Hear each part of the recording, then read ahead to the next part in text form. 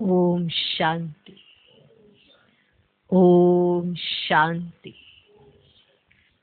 आज की तारीख है 19 नवंबर 2020। साकार महावाक्य। बाबा कहते, मीठे बच्चे, ये सारी दुनिया रोगियों की बड़ी हॉस्पिटल है। ये सारी दुनिया रोगियों की बड़ी हॉस्पिटल है ना कोई रोग सबको है। ये सारी दुनिया रोगियों की बड़ी हॉस्पिटल है। जैसे हॉस्पिटल में रोगी होते हैं, तो ये सारी दुनिया रोगियों की बड़ी हॉस्पिटल है। कोई कहता है मुझे तो कोई रोग नहीं है, उसको है, पर हर कोई आज ये कहता है मुझे कोई ना कोई रोग तो है ही है। छोटे बच्चे से लेकर बड़े तक किसी ना किसी को कोई ना कोई रोग तो है ही है, चाहे तन का चाहे मन का। इसीलिए बाबा ने कहा ये सारी दुनिया रोगियों की बड़ी हॉस्पिटल है। बाबा आए हैं सारी दुनिया को निरोगी बनाने। बाबा आए हैं सारी दुनिया को निरोगी बनाने। आज का प्रश्न, कौन सी स्मृति रहे तो कभी भी मुरझाई व दुख की लहर नहीं आ सकती है? कौन सी स्मृति रहे तो कभी भी मुरझाई व दुख की लहर नहीं आ सकती है? उत्तर, अभी हम इस पुरानी दुनिया, पुराने शरीर को छोड़ घर में जाएंगे। अभी हम इस पुरानी दुनिया, पुराने शरीर को छोड़ घर में जाएंगे। फिर नई दुनिया में पुनर्जन्म लेंगे। फिर नई दुनिया में पुनर्जन्म लेंगे। हम अभी राजयोग सीख रहे हैं। हम अभी राजयोग सीख रहे हैं। राजाई में जाने के लिए बाप हम बच्चों के लिए रूहानी राजस्थान स्थापन कर रहे हैं। बाप हम बच्चों के लिए रूहानी राजस्थान स्थापन कर रहे हैं। यही स्मृति रहे तो दुख की लहर नहीं आ सकती कि बाबा क्या कर रहे हैं, हमें कहाँ जाना है, क्या बन रहा है और क्या होने वाला है।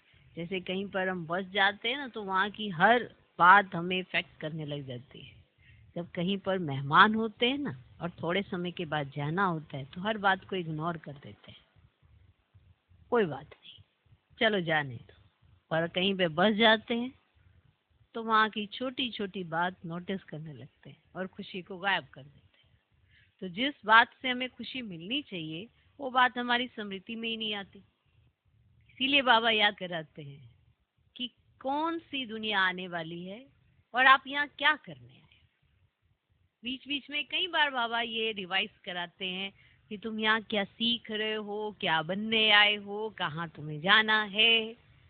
क्योंकि बच्चे बाबा की याद में रहते तो हैं, और ये जहाँ ही विस्मृति होती है मुरझाई सा जाती है, खुशी गायब हो जाती है दुख धाम में, आने वाला सुख धाम है।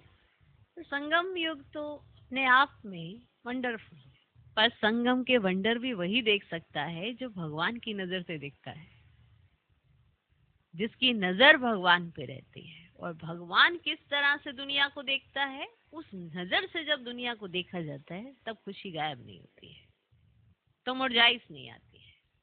ये मुरझा जाना, दुख की लहर आ जाना, इसका कारण ही यही है कि यहीं पर पुरानी दुनिया के चक्रव्यूह में फंसे रहते हैं।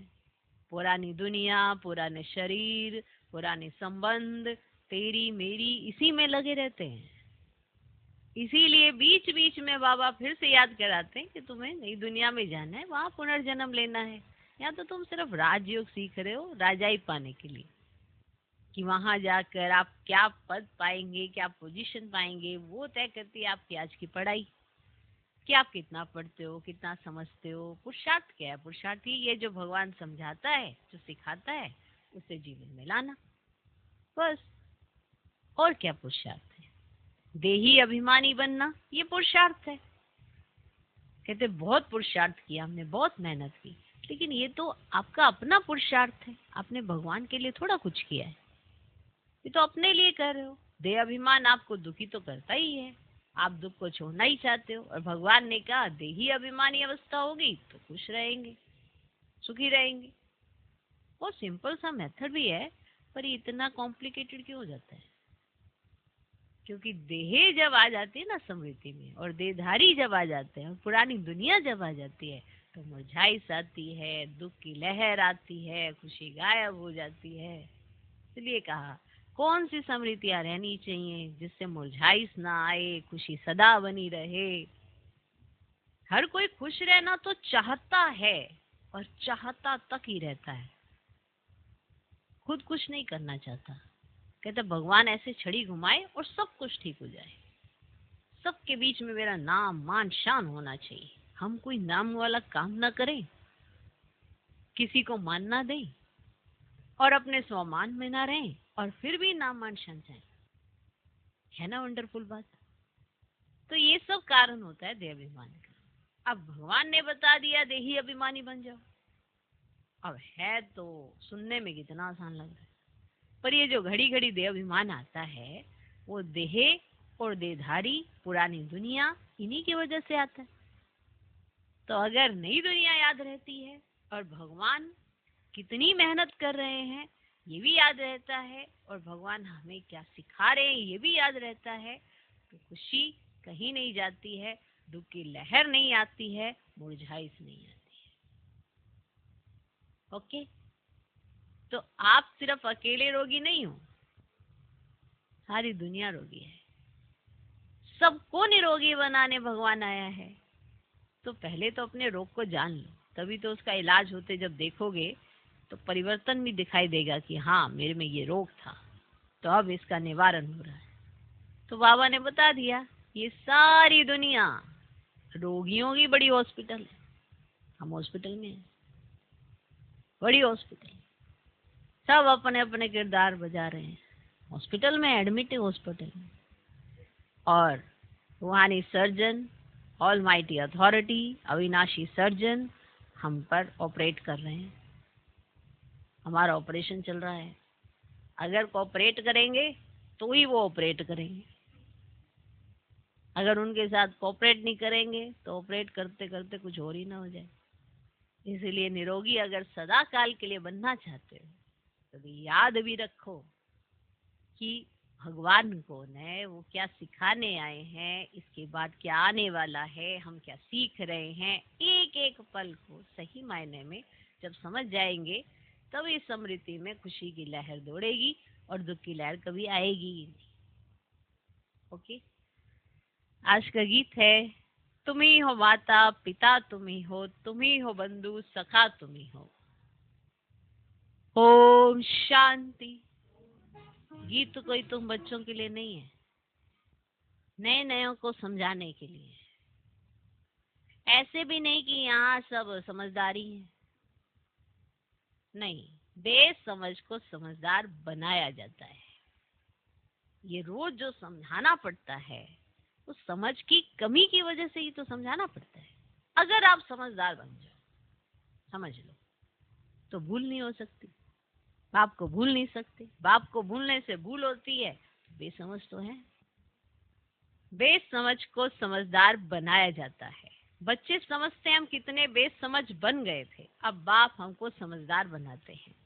जैसे स्कूल में पढ़कर बच्चे कितना समझदार बन जाते हैं, हर एक अपनी अपनी समझ से बैरिस्टर, इंजीनियर आदि बनते हैं। ये तो आत्मा को समझदार बनना है, आत्मा को समझदार बनना है। पढ़ती भी आत्मा है शरीर द्वारा, परंतु बाहर में जो भी शिक्षा मिलती है वह है अल्पकाल के लिए शरीर निर्वाह अर्थ। भल कोई कन्वर्ट भी करते हैं, हिंदुओं को क्रिश्चियंस बना देते हैं, किस लिए? थोड़ा सुख पाने के लिए, क्योंकि उनमें ये होता है ना कि वो जल्दी से नौकरी भी देते हैं। तो ऐसा एक दौर आया जिसमें ऐसे जॉब भी मिल रही थी, तो कहीं ऐसे भी कन्वर्ट हो गए। भले कोई कन्वर्ट भी करते हैं, हिंदुओं को क्रिश्चियंस बना देते हैं, किस लिए? थोड़ा सुख पाने के लिए, पैसे, नौकरी आदि सहज मिलने के लिए, आजीविका के लिए। अब तुम बच्चे जानते हो, हमको पहले पहले तो आत्म अभिमानी बनना पड़े। ये है मुख्य बात, क्योंकि ये है ही रोगी दुनिया। ऐसा कोई मनुष्य नहीं जो रोगी नहीं बनता हो। ऐसा कोई मनुष्य नहीं जो रोगी नहीं बनता हो। कुछ ना कुछ होता जरूर है। ये सारी दुनिया बड़े से बड़ी हॉस्पिटल है, जिसमें सब मनुष्य पतित रोगी हैं। आयु भी बहुत कम होती है, अचानक मृत्यु को पा लेते हैं, काल के चंबे में आ जाते हैं। ये भी तुम बच्चे जानते हो। तुम बच्चे सिर्फ भारत की ही नहीं, सारे विश्व की सर्विस करते हो गुप्त रीति। मूल बात है कि बाप को कोई नहीं जानते। मनुष्य होकर और पारलौकिक बाप को नहीं जानते, उससे प्यार नहीं रखते।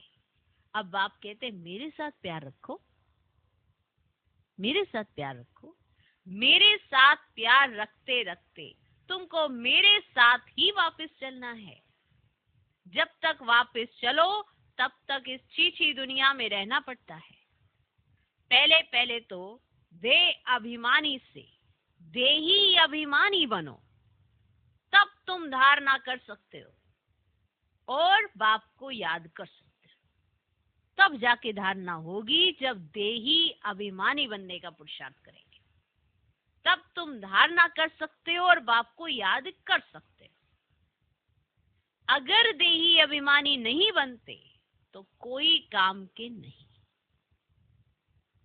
देह अभिमानी तो सब हैं, देह अभिमानी तो सब हैं। तुम समझते भी हो कि हम आत्म अभिमानी नहीं बनते, बाप को याद नहीं करते, तो हम वही हैं जो पहले थे। अगर हम आत्म अभिमानी नहीं बनते, बाप को याद नहीं करते, तो वही है फिर जो पहले थे। मूल बात ही है देही अभिमानी बनने की। अगर आप देही अभिमानी नहीं बनते, बाबा की याद में नहीं रहते, तो फिर कलयुगी ही हैं, शुद्र ही हैं, वही है फिर जो पहले थे। मूल बात ही है देही अभिमानी बनने की, ना कि रचना को जानने की। ये है विशेष पॉइंट। माना मूल बात क्या है कि आपका देह अभिमान निकले, आपके अंदर जो देह अभिमान इतना सर चढ़ के बोलता है वो उतर जाए और अवस्था देही अभिमानी हो, तब तो भगवान की पहचान भी यथार्थ हो पाएगी। तो कहीं कहते हैं हमें तो भगवान को बस जानना है, जानना है। कैसे जानोगे? जब अपनी पहचान पूरी नहीं होती है तो भगवान को भी कैसे पहचान पाओगे? तो मूल बात है देही अभिमानी बनने की, ना कि रचना को जानने की। गाया भी जाता है रचता और रचना का ज्ञान। ऐसे नहीं कि पहले रचना फिर रचता का ज्ञान कहेंगे। ठीक है, इधर उधर की सारी समझानियां लेने से कुछ नहीं होगा जब तक देही अभिमानी नहीं बने। हम सोचेंगे हमको ये भी ज्ञान मिल जाए, ये भी ज्ञान मिल जाए, ये भी ज्ञान मिल जाए, मिलेगा, लेकिन पहले देही अभिमानी बन। क्लियर? क्लियर? क्योंकि रचना को जानना, रचता को जानना, बाप को पहचानना, बाप को समझना, उसके लिए अवस्था चाहिए। क्या? देही अभिमानी। ये जो देह अभिमान चढ़ के हम अपनी अवस्था नीचे गिरा देते हैं, किसी के साथ स्वभाव स्वभाव में हम कैसे टक्कर खाते हैं, उसमें ये देह अभिमान निकलता है। ये व्यवहारिक तौर पर आपका देह अभिमान निकल के बाहर आता है। मूल बात ही है देही अभिमानी बनने की, ना कि रचना को जानने की। गाया भी जाता है रचता और रचना का ज्ञान। ऐसे नहीं कि पहले रचना फिर रचता का ज्ञान कहेंगे, नहीं, पहले रचता वही बाप है। कहा भी जाता है हे गॉड फादर, वे आकर तुम बच्चों को आप समान बनाते हैं, बाप तो सदैव आत्म अभिमानी है ही, इसीलिए वे सुप्रीम है। बाप कहते मैं तो आत्म अभिमानी हूं, जिसमें प्रवेश किया है उनको भी आत्म अभिमानी बनाता हूं, इनमें प्रवेश करता हूं इनको कन्वर्ट करने, क्योंकि ये भी देह अभिमानी थे। इनको भी कहता हूं अपने को आत्मा समझो और मुझे अच्छी रीति यथार्थ रीति याद करो। इनको भी यही कहता हूं कि अपने को आत्मा समझ मुझे यथार्थ रीति याद करो। ऐसे बहुत मनुष्य हैं जो समझते हैं आत्मा अलग है, जीव अलग है, आत्मा देह से निकल जाती है तो दो चीज हुई ना। बाप समझाते तुम आत्मा हो, आत्मा ही पुनर्जन्म लेती है, आत्मा ही शरीर लेकर पाठ बजाती है। बाबा बार बार समझाते हैं अपने को आत्मा समझो, इसमें बड़ी मेहनत चाहिए। ये जो देवाभिमान आता है, आत्मा नहीं समझते तभी तो आता है। अब आत्मा समझो, देखो आपको हर बात स्पष्ट समझ आने लगती है। अब आत्मा नहीं समझते तभी क्या क्यों कैसे ऐसे वैसे ऐसे करते हैं। आत्मा समझो, हर राज स्पष्ट स्पष्ट क्लियर होने लगता है, ड्रामा भी स्पष्ट समझ आने लगता है। जैसे स्टूडेंट पढ़ने के लिए एकांत में बगीचे आदि में जाकर पढ़ते हैं, पादरी लोग भी घूमने जाते तो एकदम शांत रहते हैं, वे कोई आत्म अभिमानी नहीं रहते, क्राइस्ट की याद में रहते हैं। घर में रहकर भी याद तो कर सकते हैं, परंतु खास एकांत में जाते हैं क्राइस्ट को याद करने, और कोई तरफ देखते भी नहीं। जो अच्छे अच्छे होते हैं समझते हैं हम क्राइस्ट को याद करते करते उनके पास चले जाएंगे, क्राइस्ट हेवन में बैठा है, हम भी हेवन में चले जाएंगे। ये भी समझते हैं क्राइस्ट हेवनली गॉड फादर के पास गया, हम भी याद करते करते उनके पास जाएंगे। सब क्रिश्चियंस उस एक के बच्चे ठहरे, उनमें कुछ ज्ञान ठीक है, लेकिन तुम कहेंगे कि यह उनकी समझ भी रॉन्ग है, क्योंकि क्राइस्ट की आत्मा तो ऊपर गई ही नहीं। क्राइस्ट नाम तो शरीर का है जिसको फांसी पर चढ़ाया, आत्मा तो फांसी पर नहीं चढ़ती है। अब क्राइस्ट की आत्मा गॉड फादर के पास गई, ये कहना भी रॉन्ग हो जाता है। वापस कोई कैसे जाएंगे? हर एक को स्थापना फिर पालना जरूर करनी होती है। मकान को पुताई आदि कराई जाती है, यह भी पालना है ना। मकान बना उसके बाद पुताई कराई जाती है, तो यह भी मकान की क्या हुई? पालना। इसी तरह से एक धर्म स्थापन हुआ, उसके बाद उस धर्म की भी तो पालना करनी होती है। अब बेहद के बाप को तुम याद करो, ये नॉलेज बेहद के बाप के सिवाय कोई दे ना सके। अपना ही कल्याण करना है, रोगी से निरोगी बनना है। ये रोगियों की बड़ी हॉस्पिटल है, सारी विश्व रोगियों की हॉस्पिटल है। रोगी जरूर जल्दी मर जाएंगे, बाप आकर इस सारे विश्व को निरोगी बनाते हैं। ऐसे नहीं कि यहाँ ही निरोगी बनेंगे, बाप कहते निरोगी होते ही है नई दुनिया में, पुरानी दुनिया में निरोगी हो ना सके। ये लक्ष्मी नारायण निरोगी एवर हेल्दी हैं, वहाँ आयु भी बड़ी होती है, रोगी विशेष होते हैं, वाइसलेस रोगी नहीं होते। देखो विशेष जो होगा वही तो रोगी होगा ना, अब जो वाइसलेस है वो रोगी नहीं होते, और वह है ही संपूर्ण निर्विकारी। बाप खुद कहते इस समय सारी विश्व खास भारत रोगी है। तुम बच्चे पहले पहले निरोगी दुनिया में आते हो, निरोगी बनते हो याद की यात्रा से, अब याद से तुम चले जाएंगे अपने स्वीट होम। ये भी एक यात्रा है, आत्मा की यात्रा है बाप परमात्मा के पास जाने की। अब ये है स्पिरिचुअल यात्रा। ये अक्षर कोई समझ नहीं सकेंगे, तुम भी नंबरवार जानते हो, परंतु भूल जाते हो। मूल बात है ये, समझाना भी बहुत सहज है, परंतु समझाए वह जो खुद भी रूहानी यात्रा पर हो। खुद होगा नहीं, दूसरे को बताएंगे तो तीर नहीं लगेगा। सच्चाई का जोहर चाहिए। हम बाबा को इतना याद करते हैं जो बस, स्त्री पति को कितना याद करती है, यह है पतियों का पति, बापों का बाप, गुरुओं का गुरु। गुरु लोग भी उस बाप को ही याद करते हैं, क्राइस्ट भी बाप को ही याद करते थे, परंतु उनको कोई जानते नहीं है। बाप जब आए तब आकर अपनी पहचान देवे। भारतवासियों को ही बाप का पता नहीं है तो औरों को कहां से मिल सकता? विलायत से ही तो यहाँ आते हैं ना योग सीखने के लिए। अब समझते हैं प्राचीन योग भगवान ने सिखाया, ये है भावना। बाप समझाते सच्चा सच्चा योग तो मैं एक ही कल्प कल्प आकर सिखाता हूँ, एक ही बार। मुख्य बात है अपने को आत्मा समझ बाप को याद करो, इसको ही रूहानी योग कहा जाता है। बाकी सब का है जिस्मानी योग। ब्रह्म से योग रखते हैं, वह भी बाप तो नहीं है ना, ब्रह्म कोई बाप तो नहीं है ना, वह है महतत्व, रहने का स्थान। तो राइट एक ही बाप है, एक बाप को ही सत्य कहा जाता है।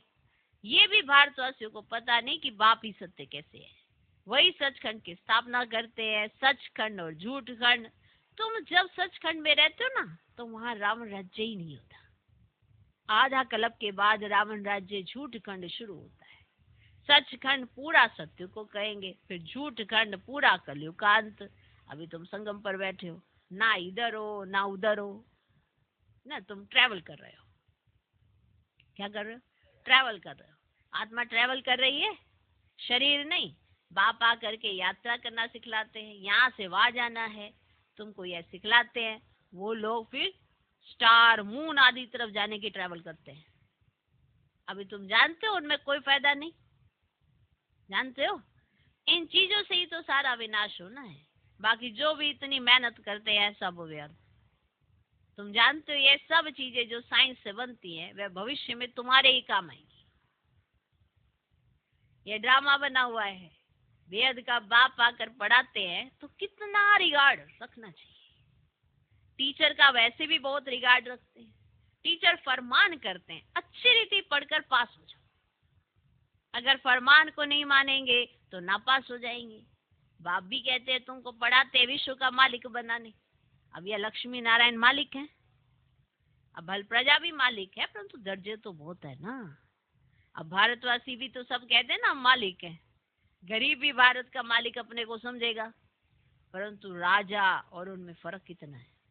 नॉलेज से मर्तबे का फर्क हो जाता है ना, नॉलेज से मर्तबे का फर्क हो जाता है। नॉलेज में भी होशियारी चाहिए, पवित्रता भी जरूरी है, तो हेल्थ वेल्थ भी चाहिए। स्वर्ग में सब है ना। बाप एम ऑब्जेक्ट समझाते हैं, दुनिया में और कोई की बुद्धि में ये एम ऑब्जेक्ट होगी नहीं। तुम फट से कहेंगे हम ये बनते हैं, सारे विश्व में हमारी राजधानी होगी। यह तो अभी पंचायती राज्य है, पहले थे डबल ताजदारी, फिर एक ताज, अभी 9 ताज, कोई ताज नहीं। सारों के सिर देखो कैसे है, किसी के सर पे ताज, कोई ताज। बाबा ने मुरली में कहा था ये भी चित्र हो, डबल सिर ताज राजाओं के आगे सिंगल ताज वाले माथा झुकाते हैं। अभी बाप कहते हैं मैं तुमको राजाओं का राजा डबल सिर ताज बनाता हूँ। वह है अल्पकाल के लिए, यह है 21 जन्मों के लिए। पहली मुख्य बात है पावन बनने की। बुलाते भी हैं कि आकर पति से पावन बनाओ, ऐसे नहीं कहते कि राजा बनाओ। अभी तुम बच्चों का है वेद का संन्यास, इस दुनिया से ही चले जाएंगे अपने घर, फिर हेवन में आएंगे। अंदर में खुशी रहनी चाहिए, जबकि समझते हम घर जाएंगे फिर राजाई में आएंगे, फिर मुरझाई से दुख आदि, ये सब क्यों होना चाहिए। हम आत्मा घर जाएंगी फिर पुनर्जन्म नई दुनिया में लेंगी। अब बच्चों को स्थायी खुशी क्यों नहीं रहती है? माया का ओपोजिशन बहुत है, इसलिए खुशी कम हो जाती है। माया का ऑपोजिशन बहुत है, इसलिए तुम्हारी खुशी कम हो जाती है। अब पतित पावन खुद कहते हैं मुझे याद करो, तो तुम्हारे जन्म जन्मांतर के पाप भस्म हो जाएंगे। तुम स्वदर्शन चक्रधारी बनते हो, जानते हो। फिर हम अपने राजस्थान में चले जाएंगे, हम अपने राजस्थान में चले जाएंगे, जानते हो। यहाँ भिन्न भिन्न प्रकार के राजाएं हुए ना, वह फिर रूहानी राजस्थान बनना है, स्वर्ग के मालिक बन जाएंगे। क्रिश्चियंस लोग हेवन का अर्थ नहीं समझते हैं, वे मुक्ति धाम को हेवन कह देते हैं। ऐसे नहीं कि हेवनली गॉड फादर कोई हेवन में रहते हैं, वे तो रहते ही है शांति धाम में। अभी तुम पुरुषार्थ करते हो पैराडाइज में जाने के लिए, यह फर्क बताना है। गॉड फादर है मुक्ति धाम में रहने वाला, हेवन नई दुनिया को कहा जाता है, वहां तो क्रिश्चियंस नहीं होते। अब फादर ही आकर पैराडाइज स्थापन करते हैं। तुम जिसको शांति धाम समझ कहते हो ना, उनको वो लोग हेवन समझते। समझे? तुम जिसको शांति धाम कहते हो ना, उनको वो लोग हेवन समझते हैं। ये सब समझने की बातें हैं। बाप कहते हैं नॉलेज तो बहुत सहज है, ये है पवित्र बनने की नॉलेज, मुक्ति जीवन मुक्ति में जाने की नॉलेज, जो बाप भी दे सकते हैं। जब किसको फांसी दी जाती है ना, तो अंदर में यही रहता है कि हम भगवान पास जाते हैं। फांसी देने वाले भी कहते हैं गॉड को याद करो। गॉड को जानते दोनों ही नहीं है, ना फांसी देने वाला ना फांसी जिसको मिल रही है, दोनों ही जानते नहीं है गॉड। उनको तो उस समय में तो संबंधी आदि जाकर याद पड़ते हैं। अब गायन भी तो है ना, अंतकाल जो इस तरह से मरे, अब कोई ना कोई याद जरूर रहता है। अब सतयुग में ही मौजूद रहते हैं, वहां जानते हैं एक खाल छोड़ दूसरी ले लेंगे, मोह ही नहीं आता। वहां याद करने की दरकार ही नहीं। इसलिए ही तो कहते हैं ना, दुख में सिमरन सब करे, सुख में करे ना कोई। अब यहाँ दुख है इसलिए याद करते हैं भगवान से कुछ मिले, वहां तो सब कुछ मिला ही हुआ है। तुम कह सकते हो हमारा उद्देश्य है मनुष्य को आस्तिक बनाना, धनी का बनाना, ऐसे कह सकते हो आप। अभी सब निधन के हैं, हम धन का बनाते हैं। सुख शांति संपत्ति का वर्षा देने वाला बाप ही है।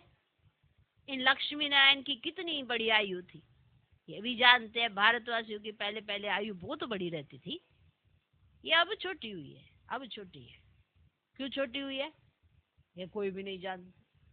हम तुम्हारे लिए तो बहुत सहज हो गए ना, समझना और समझाना 100 भी नंबर वार है। समझानी हर एक की अपनी अपनी है, जो जैसी धारणा करते हैं ऐसे समझाते हैं। जो जैसे धारण करते हैं, माना जैसे अपने आप में धारण करेंगे तो ऐसी तो समझाएंगे ना। समझानी हर एक की अपनी अपनी है, जो जैसी धारण करते हैं वैसे समझाते हैं। अच्छा, मीठे मीठे सिकिलदे बच्चों प्रति माता पिता बाप दादा का याद प्यार और गुड मॉर्निंग। रूहानी बाप की रूहानी बच्चों को नमस्ते। हम रूहानी बच्चों की भी रूहानी बाप को नमस्ते नमस्ते नमस्ते। Good morning good morning good morning. धारणा के लिए मुख्य सार, पहला पॉइंट, जैसे बाप सदैव आत्म अभिमानी है, ऐसे आत्म अभिमानी रहने का पूरा पूरा पुरुषार्थ करना है। जैसे बाप सदैव आत्म अभिमानी है, ऐसे आत्म अभिमानी रहने का पूरा पूरा पुरुषार्थ करना है। एक बाप को दिल से प्यार करते करते बाप के साथ घर चलना है। एक बाप को दिल से प्यार करते करते बाप के साथ घर चलना है। दूसरा पॉइंट, बेहद के बाप का पूरा पूरा रिगार्ड रखना है। बेहद के बाप का पूरा पूरा रिगार्ड रखना है। जब तक आपको नहीं मालूम होगा कि वो कौन है, कैसे रिगार्ड रखोगे? प्यार बढ़ाओ, रिगार्ड अपने आप बढ़ जाएगा। रिगार्ड बढ़ाओ, प्यार बढ़ जाएगा। जैसे बाबा ने कहा ना, ओत पर होता है, ऐसे साइन बना दे। तो बेहद के बाप का पूरा पूरा रिगार्ड रखना है, अर्थात बाप के फरमान पर चलना है। ये है रिगार्ड, बाप के फरमान पर चलना है। बाप का पहला फरमान है, बच्चे अच्छी रीति पढ़कर पास हो जाओ। बच्चे अच्छी रीति पढ़कर पास हो जाओ। इस फरमान को पालन करना है। आज का वरदान, सेंस और इस सेंस के बैलेंस द्वारा अपनेपन को स्वाहा करने वाले विश्व परिवर्तक भव। सेंस और इस सेंस के बैलेंस द्वारा अपनेपन को स्वाहा करने वाले विश्व परिवर्तक भव। सेंस अर्थात ज्ञान की पॉइंट्स, समझ।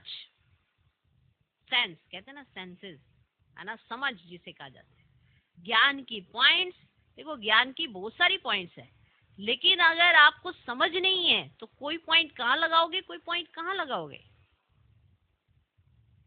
और फिर उसका स्वरूप नहीं बन पाओगे।